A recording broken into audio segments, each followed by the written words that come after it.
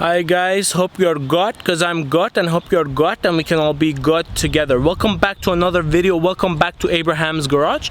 Today I have a new car that I'm going to be reviewing for you. It's the Maserati Ghibli SQ4. I'm going to be going through the features and functions and show you what I like about it. If you're new to the channel, don't forget to subscribe, and if you like the video, give me that thumbs up. Let's go and check it out. Alright guys, let's start with the front of the car. I want to talk about how I love the front of the car. So one thing you notice in person, again, more than in the video, I don't think video does this justice, it's how wide this car is. The thing is, in person, the front of the car is so aggressive, especially with this big Maserati logo right in the front, giving it a very nice look. Also, it's pretty low to the ground. Let's go to the side and check it out. So this particular one has the optional upgraded rims package. Basically, the rims are nicer and bigger, giving the car a more aggressive look. Going to the side, you have the Maserati vents. You have a mirror with a turn signal and chrome door handles.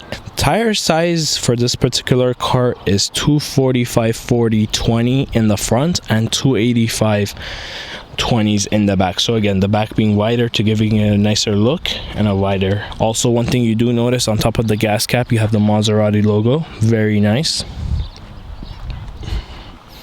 Coming to the back of the car, also very aggressive look with the real quad tips. Obviously, this being a performance car, the exhaust sound is very nice and very amazing on this type of car. And then just doing another side of this car from this angle. And this is the look from this angle, coming around.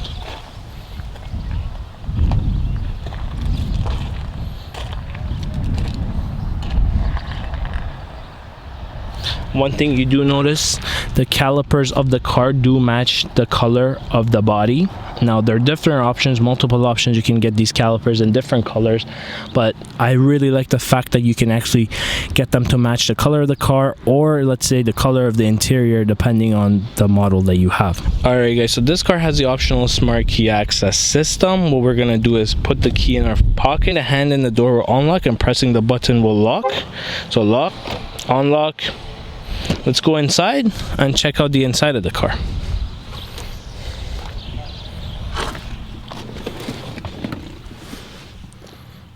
Alright guys, so starting the car, you're met with this menu option coming in the middle, and now this one tells you to accept, and then also gives you some fast options. So for your heated seat and cooled seats, depending on the type of the car you get and the model and the options available, this menu would display more or less. Now what I mean by that is that it would either display heated seats only.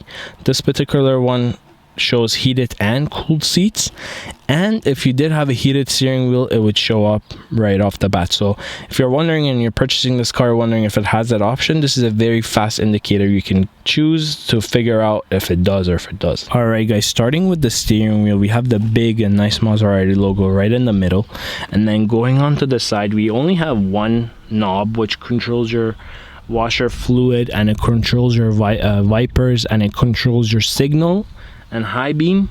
Now your light controls are located on the side, on the bottom, with exterior interior light controls. So basically this controls your exterior, and then these will up and down for interior lighting and your instrument cluster lighting. Right beside that is your push button start. Put your foot on the brake, put it on to start. It's located on the left side in this car. Usually it is located on the right side, but Maserati likes to do things differently. Going back onto the steering wheel, what we notice is we have two big knobs for your paddle shifters on the column, very nicely located, and they feel so amazing to shift up and down once you put the car into manual mode. And then on the left side, you have every control to do with your cruise control, to set, to reset, increase, decrease. Coming onto the right, you have your phone control, your voice command system. So press this button, talk to the car, and be able to give it a command. And then this two buttons, they go through the menus in the middle of the cluster. So let's go and play with that a little bit. So right now we see speed.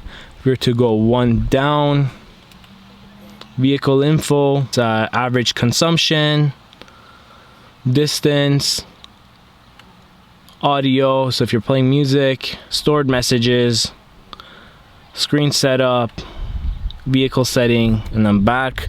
So if you go forward and you just want to go back, you press this button and go back with that feature. One thing I do notice sitting in this car is that I'm sitting very low to the ground, and the speedometer and the cluster is high on the dash. The windows feeling smaller. Some people like this, some people don't. I just say it does take some getting used to. But that being said, this provides a very sporty feeling when you're driving the car. Alright guys, so let's check out the infotainment system. As you can see in the middle, we have this big screen which controls all the commands in the infotainment system. Let's say if we press accept, press it in and out, audio would be on and off. Now coming down, we have the radio. Everything here is controlled. If you want to have your map displayed, interesting feature, you can press the map button, and then map would be displayed as you're playing your stereo, so everything could be together. Going tune, browse, audio, everything located right there. You go up to player is, let's say, your disc or your other inputs like your USB and things like that. Going on to controls, what we can see is the ventilated seats, screen off if you want to, rear sunshade. Also very interesting, because something about the rear sunshade is that if it's up and you put the car in reverse, it automatically comes down, and until you put it into drive, that happens. Very cool and interesting feature to have. Climate off. You have the climate control on. So climate control can be used two ways, one on the screen like this, and one located on the bottom with the buttons on the bottom. Clicking on the nav button, your navigation. Something good with this car is that it comes with the navigation installed, so if you need to go somewhere and do something, you don't need to have Apple CarPlay or Android Auto to control that. It's already pre-installed.